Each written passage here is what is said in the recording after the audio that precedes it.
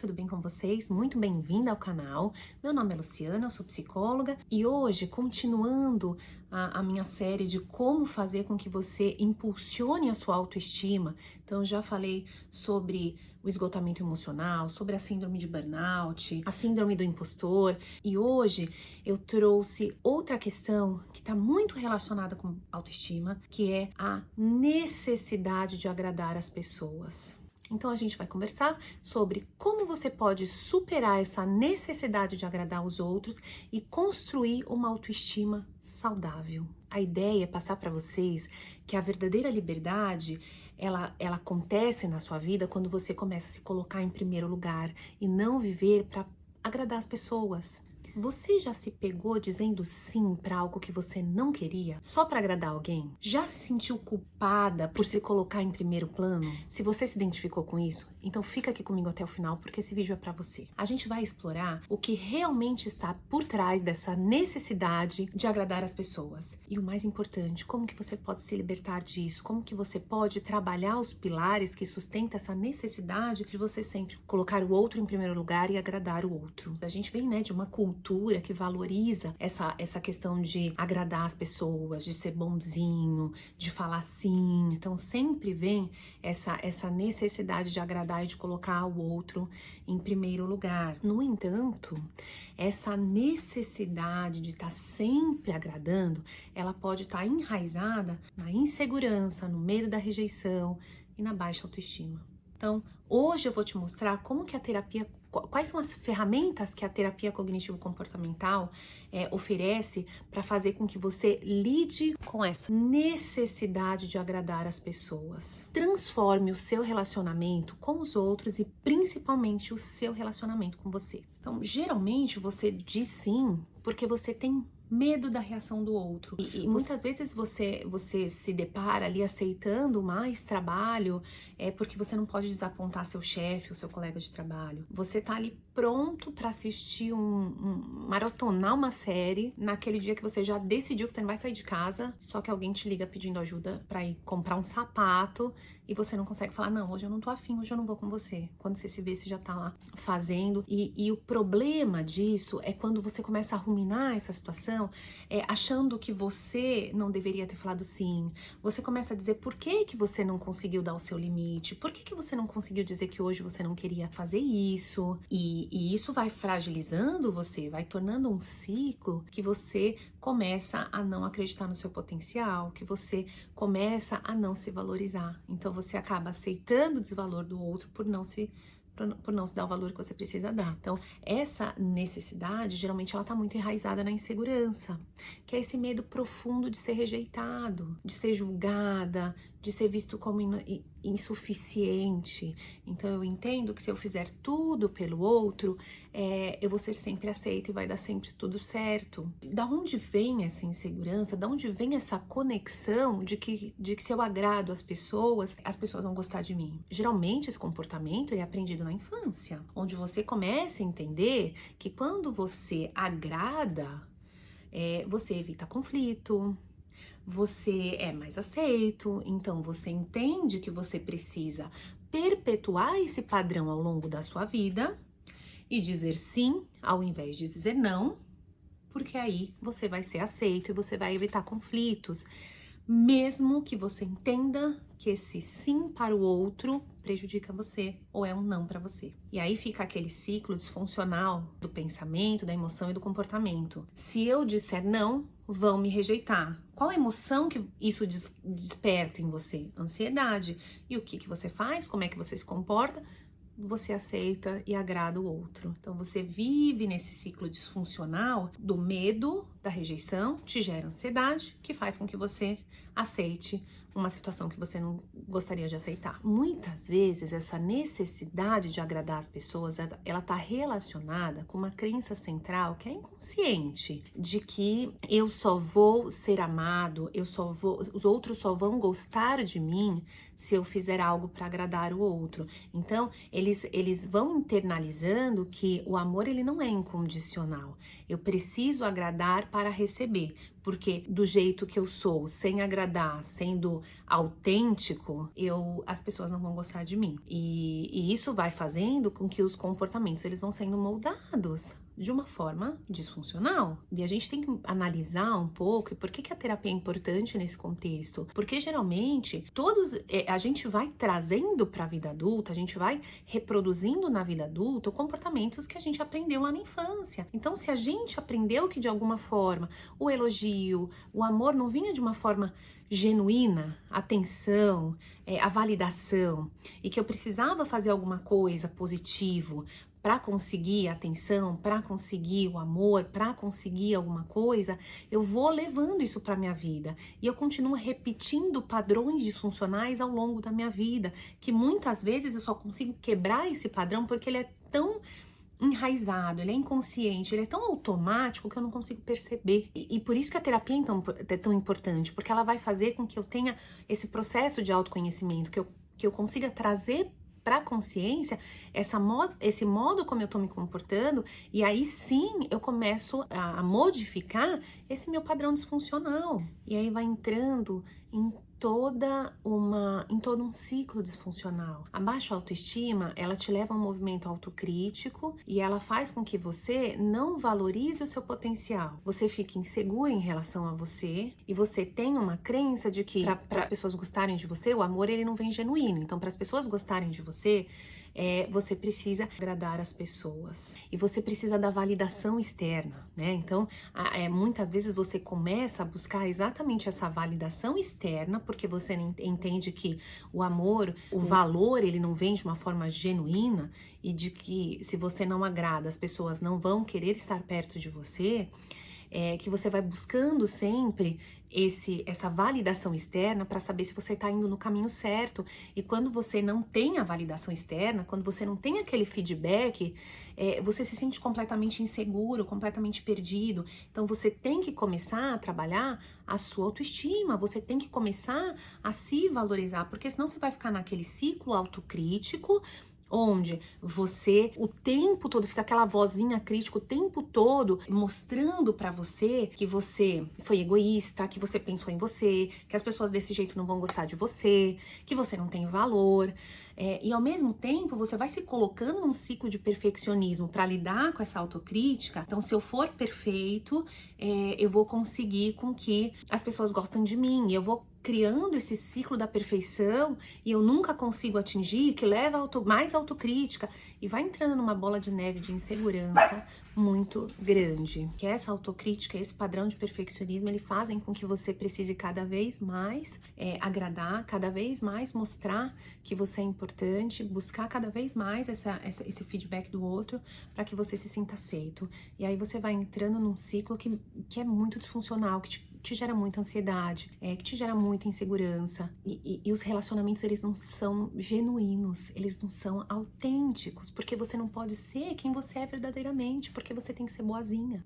Eu atendi uma vez uma pessoa que ela falou, eu preciso ser perfeita para que minha mãe goste de mim, porque se eu não for perfeita como a minha irmã, ela não vai gostar de mim. Então, como é que ela estava internalizando esse afeto? Como é que ela estava internalizando que o amor se dá? Então, ela entendia que ela precisava fazer tudo o que essa mãe queria, porque senão essa mãe não ia gostar dela. E acontece que, mesmo ela fazendo tudo, não necessariamente a mãe entendia que ela estava fazendo tudo pela mãe.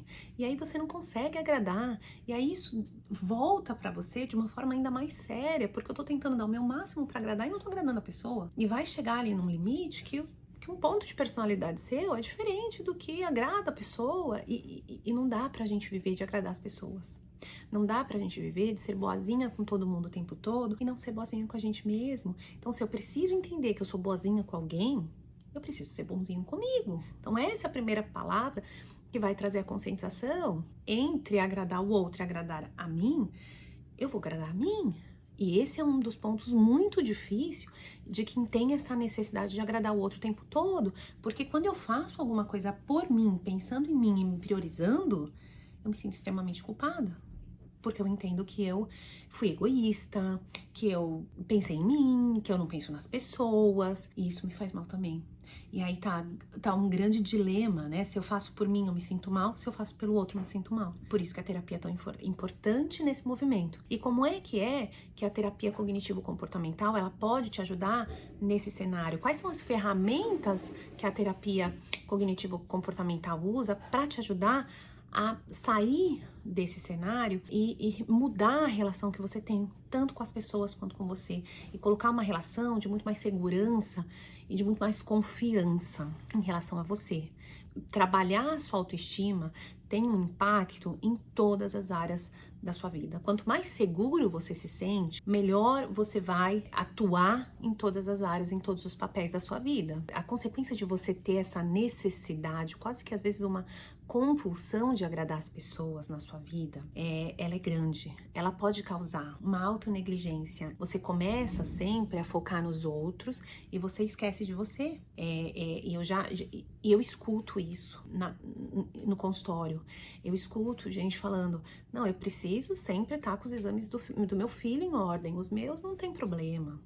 Eu preciso seguir a rotina, eu preciso agradar meu marido, meu amigo, minha esposa, não sei o quê.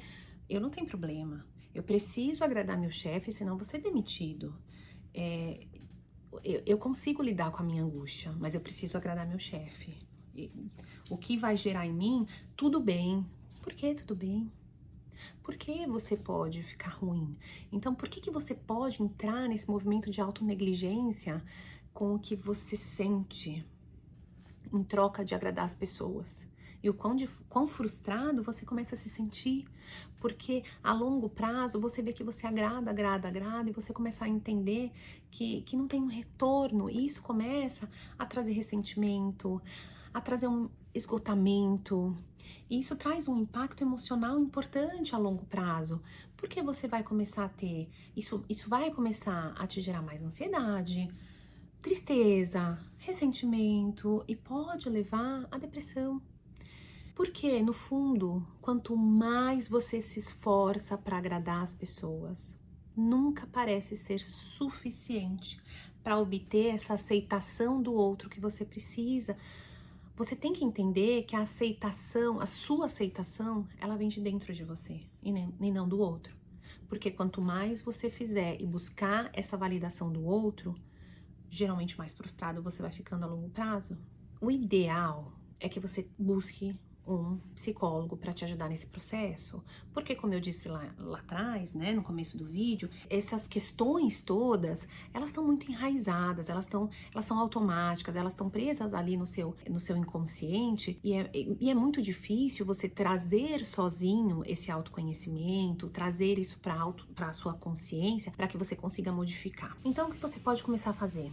Fazer um registro dos seus pensamentos disfuncionais. Então, começar a prestar atenção quando esses pensamentos ruminadores aí, que você não deveria ter dito sim, eles começam a aparecer, e aí começa a questionar o que está por trás disso, o porquê que você não consegue falar não, o quanto de evidência você tem em relação a esse medo realmente acontecer.